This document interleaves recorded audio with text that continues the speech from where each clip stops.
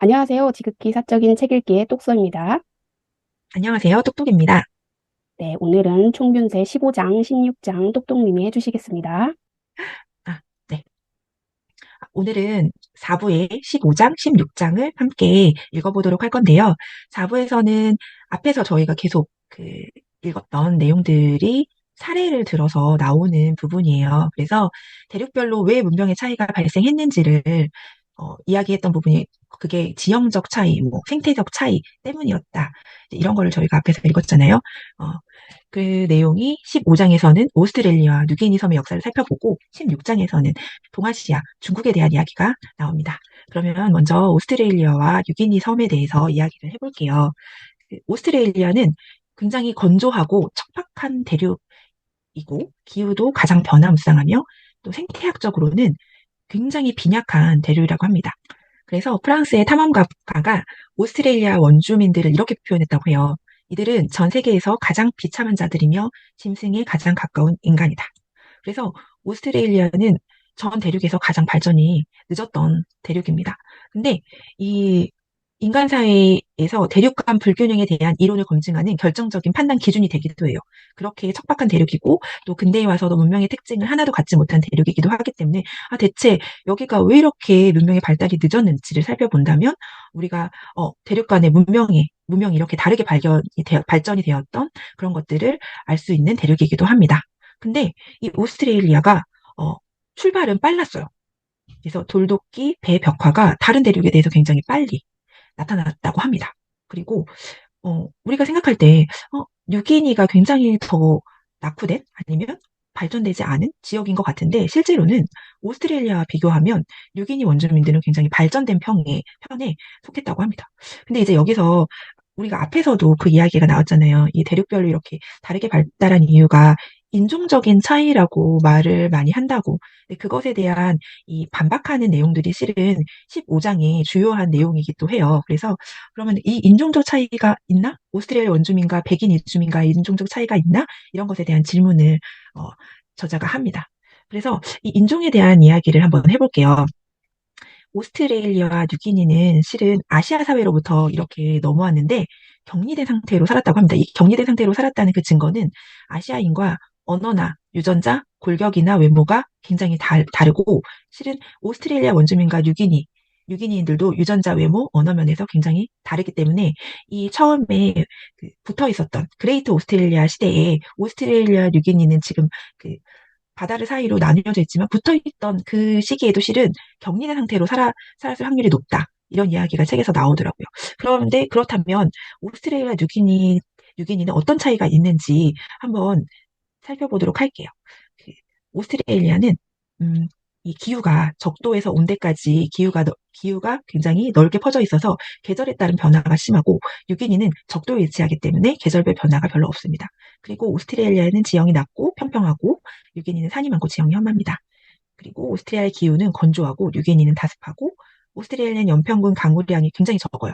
그러니까 이 강우량이 적으니까 당연히 농경을 하기가 굉장히 어려운 그런 기후겠죠. 그리고 뉴기니는 강우량이 2,500mm 이상 굉장히 많고 오스트리아는 강이 없고 뉴기니는 강이 많고 오스트리아는 척박하고 뉴기니는 비옥하고 그리고 오스트레일리아는 앞에서도 우리가 얘기를 했을 거예요.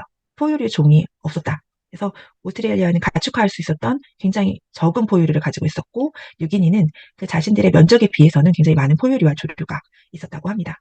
이런 차이점들 때문에 실은 그 농경이 뉴기니에서는 발달했는데 오스트레일리아에서는 발달을 하지 못했어요.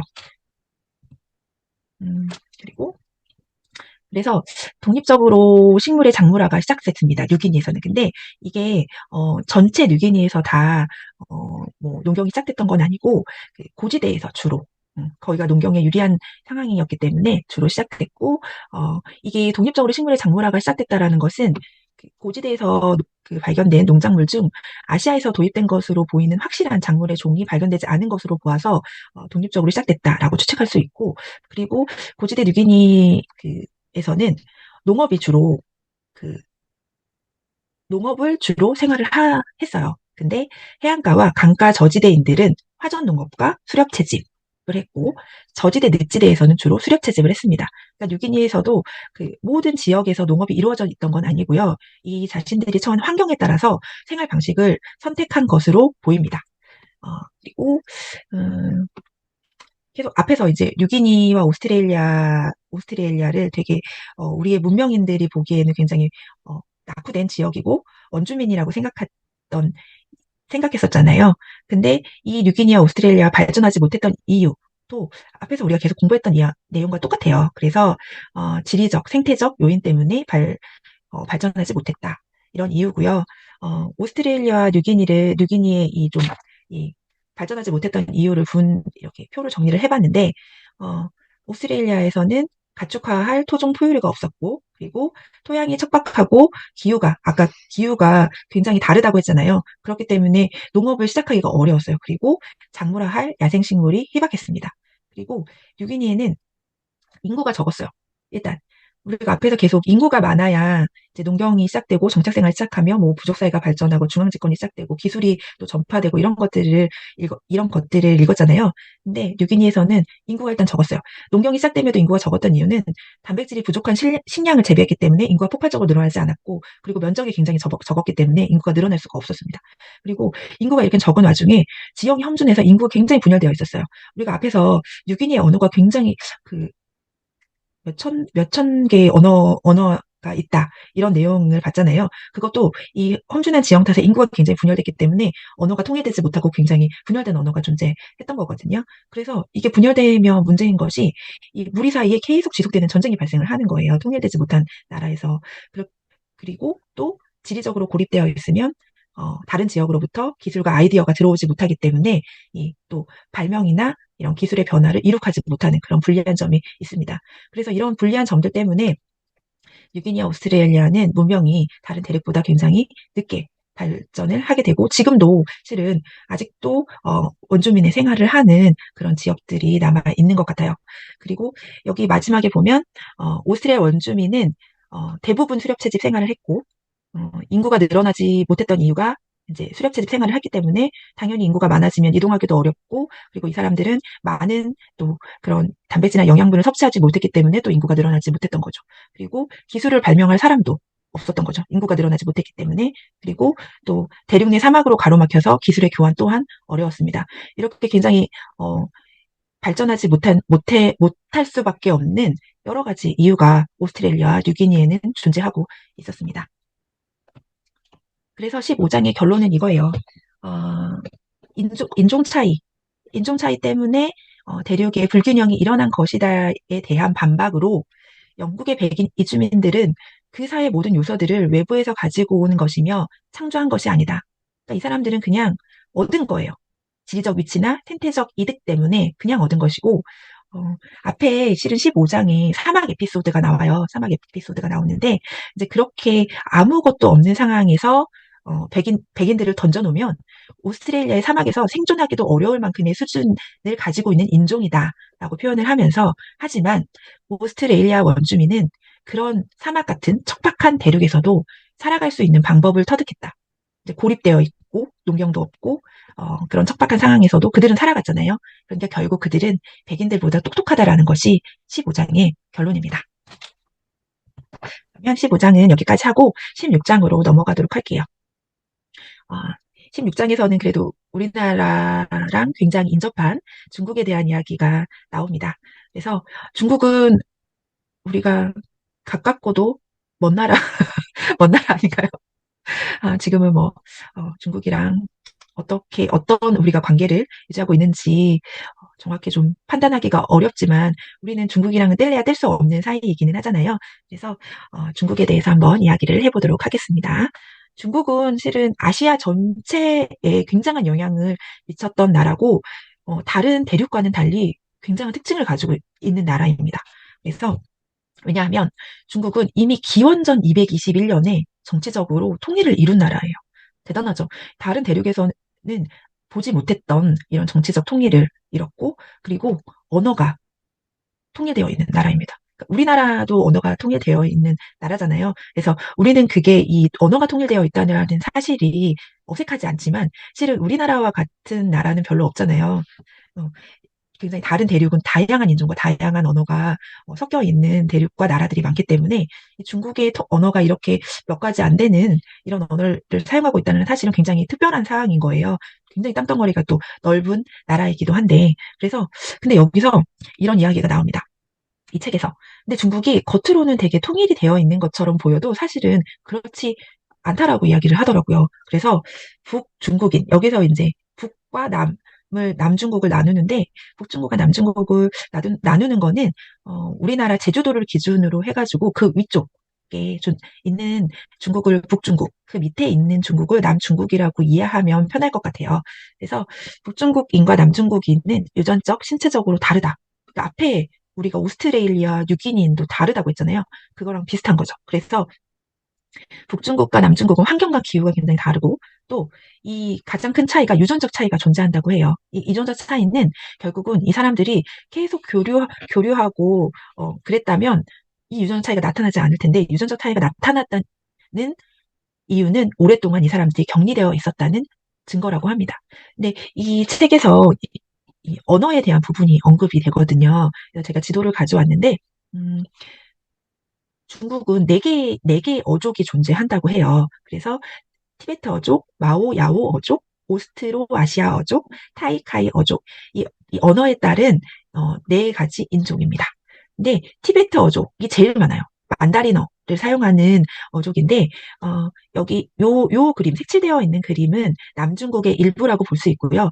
여기를 더 넘어서 더 위쪽까지 대부분의 지역은 북중국이고 만다린어를 사용하는 티베트 어족이 분포하는 지역입니다. 그리고 마오야오 어족은 굉장히 이렇게 점점이 퍼져 있는, 이렇게 진한 점이 퍼져 있는 어족입니다. 마오어를 사용하고요. 그리고 오스트로아시아 어족은 베트남어와 캄보디아어를 사용하는 어족입니다. 여기 보시면은 이렇게 점으로 표현되어 있는 부분, 여기 오스트로아시아 어족이 차지하고 있는 대륙입니다. 그리고 타이카, 다이 어족이 있습니다. 이 사람들은 타이어와 라오어를 사용하는 어족이고요. 여기서 보면 음, 여기 여기 점을 제외한 진한 부분을 차지하고 있는 어족이 타이카, 다이 어족입니다. 이 그림에서 알 수 있는 거는 되게 이렇게 아까 보면은 마오야오 어족은 이렇게 점을 뿌리듯이 막 굉장히 흩어져 있고 또 오스트로아시아 어족도 이렇게 많이 흩어져 있죠. 그리고 타이카 다이 어족은 그 사이를 이렇게 감싸고 있고 이런 것들을 보고 이 나머지는 제가 아까 티베트 어족이 차지를 하고 있다고 그랬잖아요. 북중국에 주로 분포하는. 네, 여기서 보면 북중국은 티베트 어족이 남중국은 세계 어족이 차지하고 있었지만 실은 북중국의 침략으로 대부분의 언어가 사멸되어 된 게 맞다라고 여기서 표현을 하고 왜냐하면 이게 원래부터 굉장히 다른 언어들이 많이 존재하고 있었을 환경에서 이 어족이 조금밖에 살아남지 못했던 이유를 따져보면 이거는 위에서 침략을 해서 언어가 사멸되었을 수밖에 없다라고 추론을 하고 북중국은 이렇기 때문에 식량 생산도 빨리 시작하고 또 기술과 정치 조직이 우세했을 것이다라고 추측을 합니다. 여기서. 그래서 그렇다면 중국의 문명이 발달한 지리적 요인이 있을 거 아니에요. 우리가 앞에 계속 이 문명이 빨리 발달하기 위해서는 지리적 요인과 생태적 환경이 받쳐줘야 됐었잖아요. 그럼 중국은 왜 이렇게 지리적 요인 때문에 발달할 수 있었냐? 그거는 어, 중국은 식물의 작물화 및 동물의 과축화가 세계 최초로 시작된 중심지였고, 그리고 식량 생산이 시작되면서 차츰 기술이 발달하고 정치 체제를 구축할 수 있었습니다. 당연히 인구가 늘어났겠죠. 그리고 면적이 넓고 다양한 생태 환경으로 수많은 문화가 발달하고 기술의 교환이 이루어질 수 있었습니다. 그래서 이 16장의 결론은 이거예요. 중국은 기원전 221년 앞에서 얘기했던 것처럼 진나라가 통일함으로써 문화적 통합을 이루었고 또 아까 북중국이 남중국을 침략해서 정복했다고 했잖아요. 근데 북중국이 남중국보다 우세했던 이유는 문자의 발달입니다. 그래서 그 문자의 발달이 대륙간 불균형이 나올 수밖에 없었던 이유는 우리가 앞에서 계속 얘기를 했잖아요. 그런 지리적 이유, 그런 이유. 전파를 할 수 있어야지 기술이 발달하고 또한 그 전에 뭐 인구, 그다음 정치 체계, 기술 발달 이런 것들은 다 지리적 이유 때문에 파생된다고 배웠던 것처럼 이 중국의 사례도 또 앞에 말했던 오스트리아, 뉴기니의 사례도 모두 실은 다 똑같은 이야기를 하고 있어요. 이 지리적 생태적 환경 이야기를 계속하고 있고 그 어, 세세한 어떤 대륙별로의 어떤 역사나 그런 환경들을 좀 상세하게 이야기함으로써 제레드 다이몬드는 15장, 16장에서도 우리가 대륙 간 문명의 불균형 발달 원인은 지리적, 생태적 환경 때문이다. 이런 얘기를 일관적으로 하고 있습니다. 저는 이 중국이 이 역사하면서 재미있는 부분이 북중국이 문명이 조금 더 발달했기 때문에 남중국을 침략해서 우위를 점하고 북중국의 문화가 지금 현재의 중국 정치적 통일의 토대가 된 거를 알게 돼서 음, 좀 다르게 보이더라고요. 그러니까 북중국 티베트 어족을 사용했던 사람들이 남중국을 침략을 해서 그들이 지금의 중국 대부분을 차지하고 있는 거고, 그럼 이 남중국 사람들은 어디 갔을까 봤더니 바로 동남아시아. 동남아시아 사람들이 예전에 남중국 사람이더라고요. 근데 이 남중국 사람들도 자꾸 밑으로 침략을 해서 동남아의 원주민을 교체해서 남중국에 지금 살고 있는 거예요. 우리 아시아가 아닌 다른 대륙을 보면서 그 전쟁과 침략을 통해서 그 원주민들을 교체하는 상황이 벌어졌잖아요.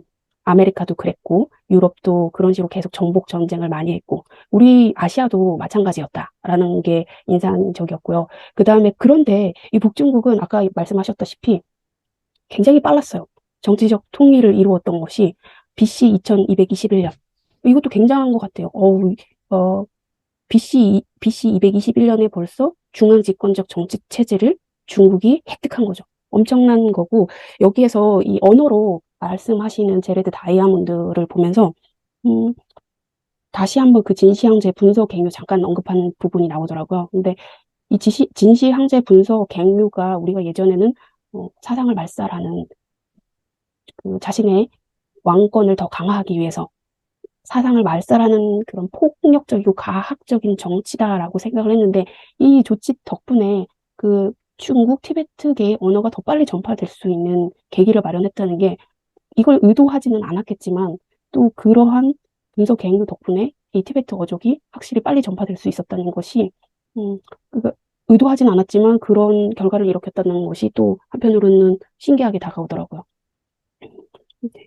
그리고 지금 현재 북중국 사람들이 중국 사람인 거고 남중국 사람들이 동남아시아 사람이라는 거를 보니까 되게 모든 것이 다 정복과 전쟁으로 그 원주민이 있는 경우는 거의 없는 것 같아요.